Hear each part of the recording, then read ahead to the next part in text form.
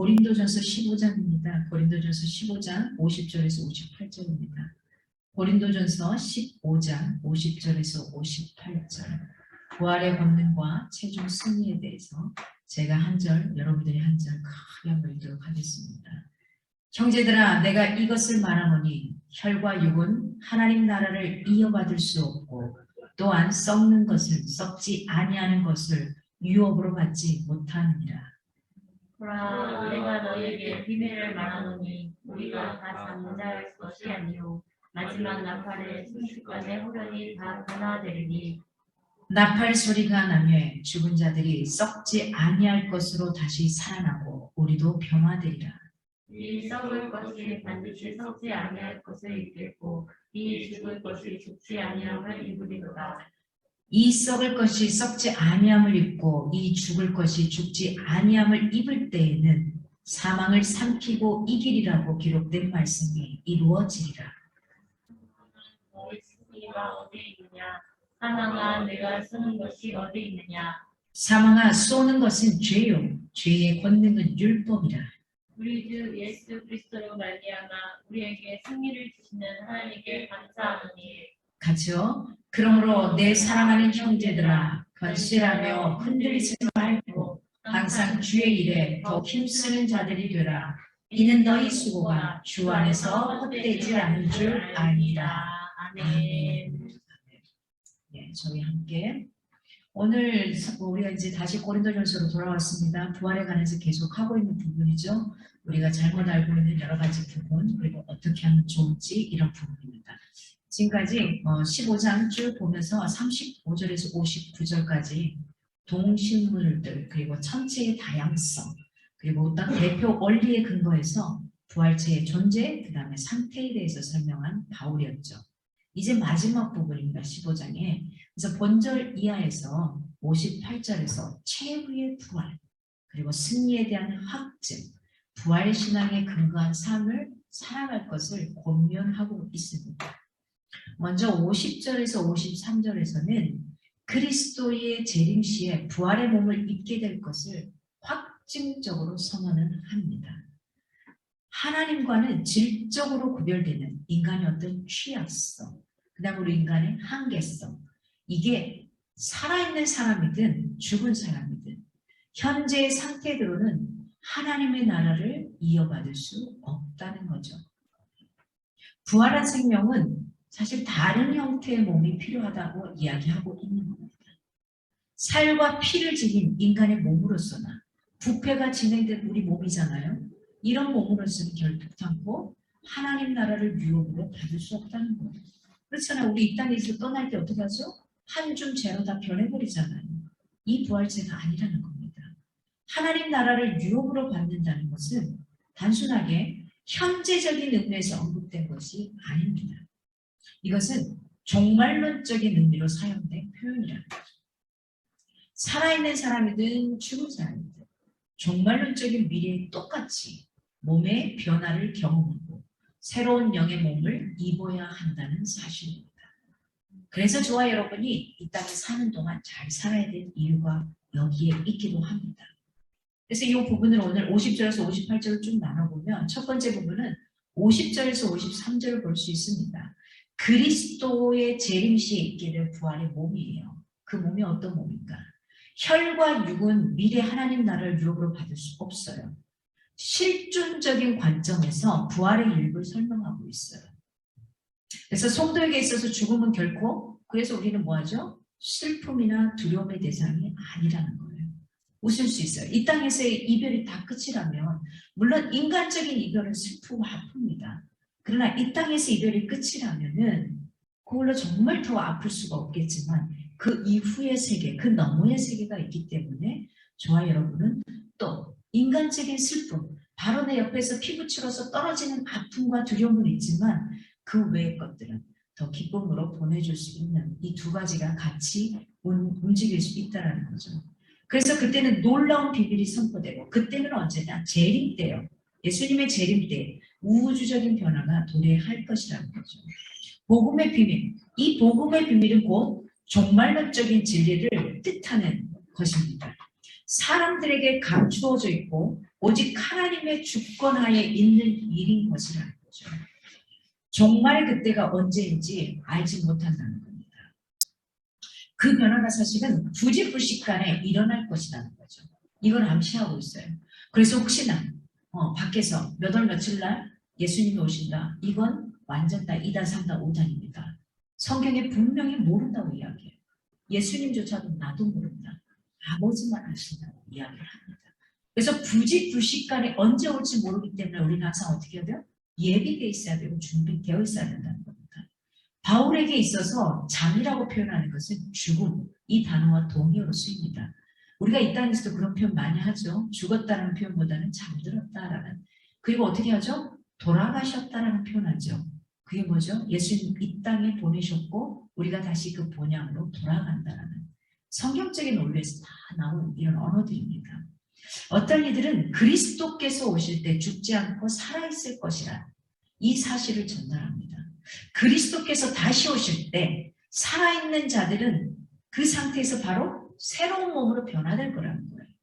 동시에 죽어있는 자들 있잖아요. 죽은 자들은 어떻게 되냐? 역시 죽어 썩어진 몸의 상태에서 완전히 다른 몸으로 변화를 경험하게 될 것이라고 오늘 성경이 이야기를 하고 있습니다.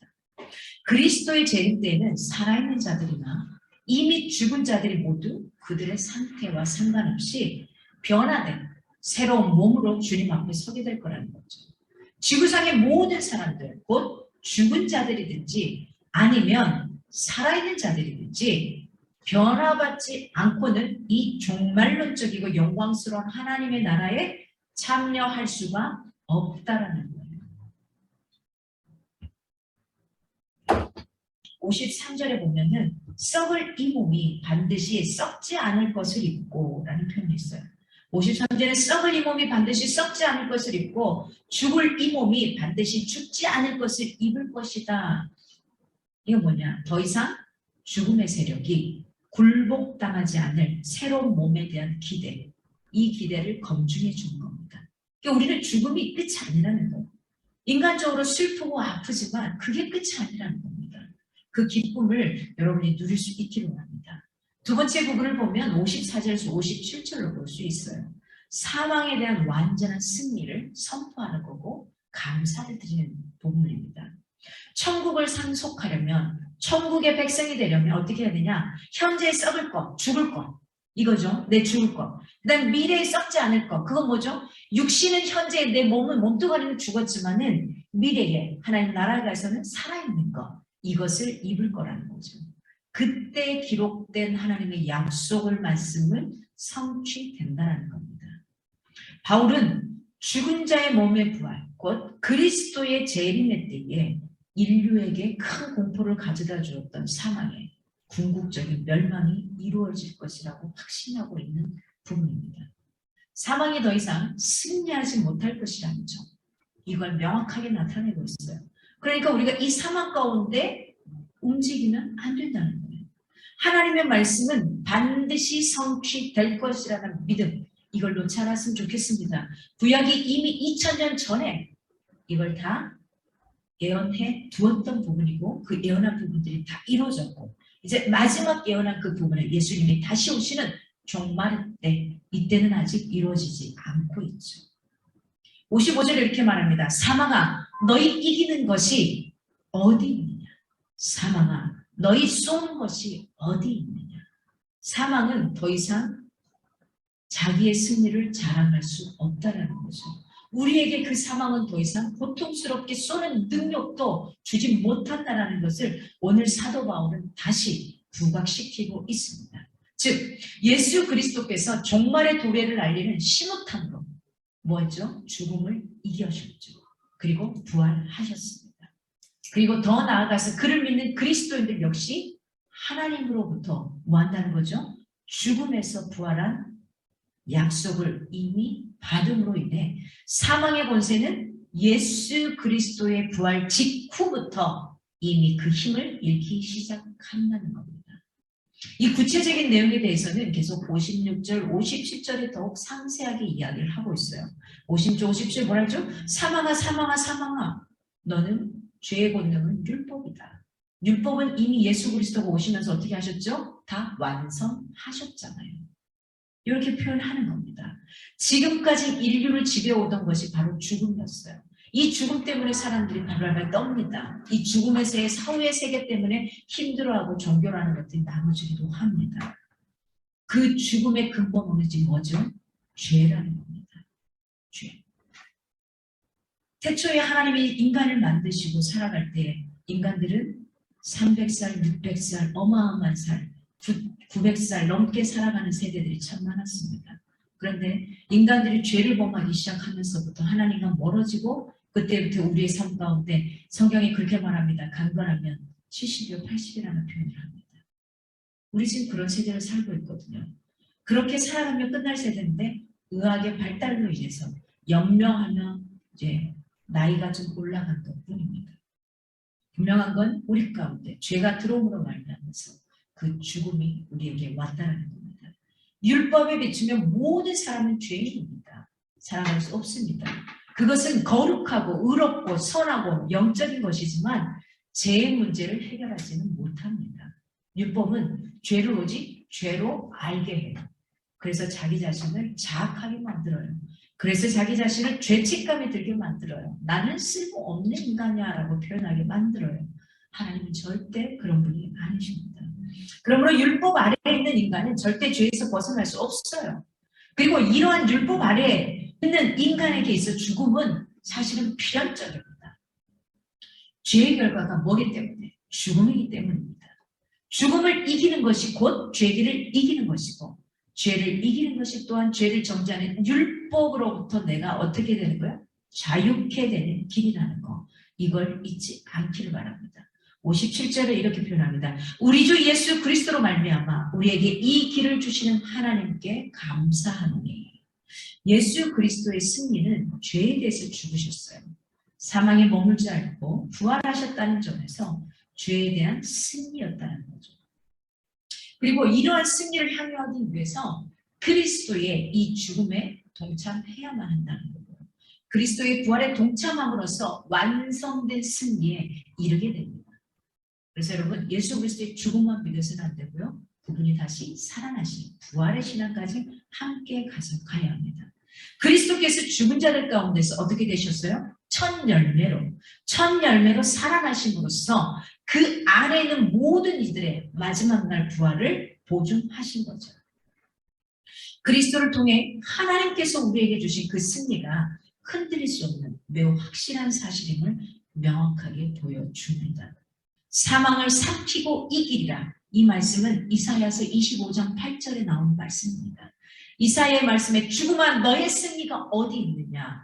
죽음아 너의 날카로운 칼날이 어디 있느냐? 라는 호세아서 13장 14절 말씀.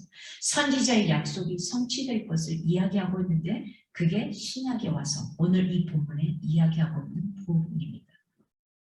부활은 곧 죽음의 최종적인 패배를 의미합니다.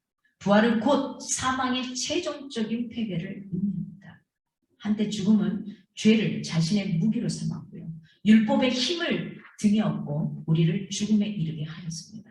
하지만 그리스도는 죽음에 대한 승리를 주셨습니다.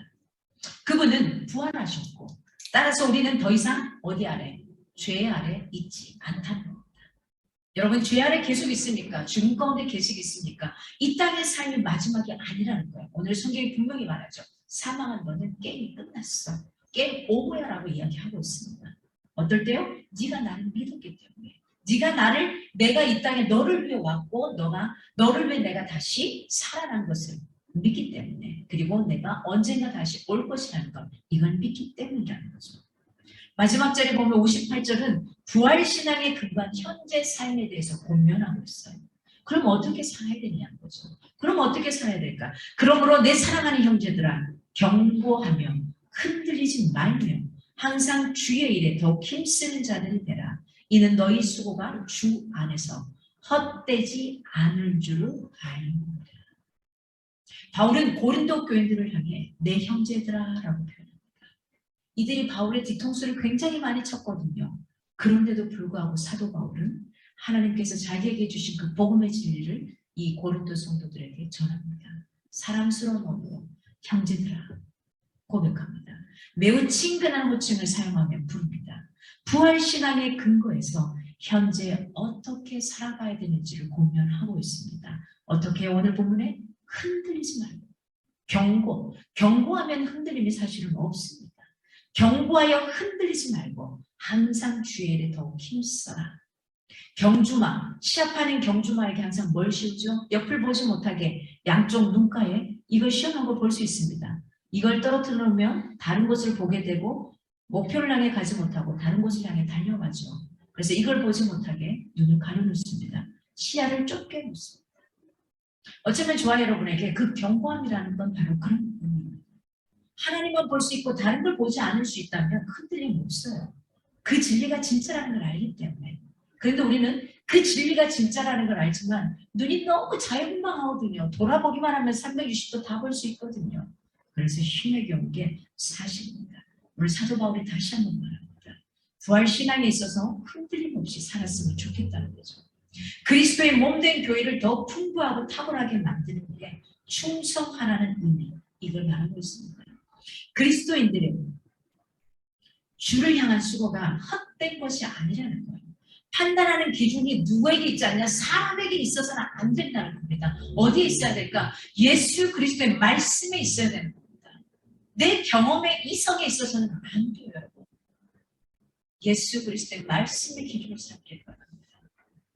말씀 많이 읽는 거 저 원치 않습니다. 많이 읽을 필요 없어요. 기도 몇 시간씩 하는 거 그거 원치 않습니다. 단 1분을 기도해도 그대로 살아낼 수 있기를 바랍니다. 단 한 구절만 한 달에 한 구절만 외워서라도 그 말씀대로 살기 위해 몸부림칠 수 있으면 그러면 하나님이 인정하실 겁니다. 우리요 종교인이 되지 않았으면 좋겠습니다. 종교인으로 이 시간 이만큼 이렇게 들어야 돼가 아니라 이 시간에 와서 불편하게 봉사하면서 짜증나고 이렇게 살아가는 것이 아니라 나를 구원하신 그 주님 앞에 내가 흔들림 없이 갈 수 있는 그 주님 앞에 여러분이 있는 그 자리에서 부활의 신앙을 붙들고 주의 일에 힘쓰는 자들 되기를 원합니다. 그래 내가 이걸 도와드리지 이게 아니라 마땅히 내가 해야 될 그 본분에 감사히 살 수밖에 없는 그 본분으로 살아갈 수 있게 합니다. 여러분 부부들에게 권면합니다. 서로가 누구를 도와주는 게 아닙니다. 부부는 서로 시간 있을 때 함께 하는 겁니다. 설거지を부인이 하는 거라고 누가 말했습니까? 아니요. 남편만 밖에 나가 돈 벌어옵니까? 아니요. 함께 하는 겁니다. 돕는 게 아니라는 거죠. 집안일을 나누는 거 도와주는 게 아니죠. 함께 하는 거죠. 교회에서 우리가 예수 그리스도를 믿는 사람으로 함께 하는 거예요. 봉사하는 거요? 봉사가 아니죠. 사실은 마땅히 내가 하나님 앞에 드려야 될 그 행위를 하는 겁니다. 그에게 내가 돈 주고도 갚지 못할 그 사랑의 빚을 졌기 때문에 내가 하나님 앞에 드리는 거라는 거죠. 이런 사고를 우리가 가져갈 수 있었으면 좋겠습니다. 여러분 흔들지 않길 바랍니다. 그리스도 자신께서 친히 그리스도인들의 수고에 대한 보증이 되어주셨어요. 저와 여러분에게 보증이 되어주셨어요. 세상 가운데 보증이 아니라 저와 여러분의 삶 가운데 인생 가운데 드라마를 쓸 수 있도록 그 대본이 잘 굴러갈 수 있도록 보증이 되어주셨습니다. 이렇게 부활이 확실하기 때문에 우리는 어리석은 가르침에 속아 넘어지거나 흔들려서는 안 되는 겁니다. 대신에 견고하게 서서 부활의 소망을 붙잡고 항상 주의 일에 힘쓰는 자들이 될 수 있기를 바랍니다. 여러분 기억합시다. 때론 우리가 주님의 손을 놓을지라도 우리 하나님께서는 우리를 붙잡고 계십니다. 하나님이 없는 것 같다고요? 아니요. 하나님은 늘 여러분 옆에 계속해서 있었습니다. 여러분이 있는 그 자리에 있었습니다. 누가 내가 눈을 가렸고요. 누가 내가 귀를 막았고요. 누가 내가 입술을 막았습니다. 하나님이 없다고 부인했던 겁니다. 하나님은 늘 그 자리에 있었습니다. 내가 믿기로 작정하는 그날부터 영원히 짝사랑하시며 외사랑하시며 그 자리에서 맴돌고 계시다는 걸 잊지 않았으면 좋겠습니다. 시편 37편 17절에 이렇게 말합니다. 악인의 팔은 부러지나 의인은 여호와께서 붙드시니라. 사망은 죽은 자들을 내어주게 되어 있습니다. 아니 우리 예수님은 부활하심으로써 이미 그 일은 시작되었습니다. 그리고 예수님의 재림과 동시에 그것은 완성을 볼 것입니다. 아직 우리는 그 완성까지는 보지 못하고 있습니다. 그러나 성경은 말합니다. 누군가는 혹자는 살아있어서 예수 그리스도의 재림을 볼 것이고 혹자는 죽어서 예수 그리스도의 재림을 볼 것이다. 그러나 살아있는 자도 죽어있는 자도 새롭게 부활된 몸체로서 하나님과 함께 드릴 것이다. 이렇게 표현하고 있는 겁니다. 그러므로 우리는 어떻게 이 세상을 살아가야 하겠습니까?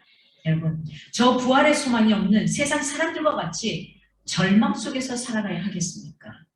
무엇을 향해 살아가시겠습니까? 여러분 아닙니다. 부활의 노래를 불러야 할 때입니다. 생명의 노래를 불러야 할 때입니다. 비록 이 땅에 살지만 지지리도 힘들게 내가 원하지 않는 삶을 살아가고 있다 할지라도 사망에 대한 승리의 개성가를 부르는 삶이 될 수 있기를 바랍니다. 여러분 어떻게 살아가시겠습니까? 어떻게 나아가시겠습니까? 하나님께서는 여러분의 한숨이 변하여 새로운 인생으로 살아가기를 바라십니다.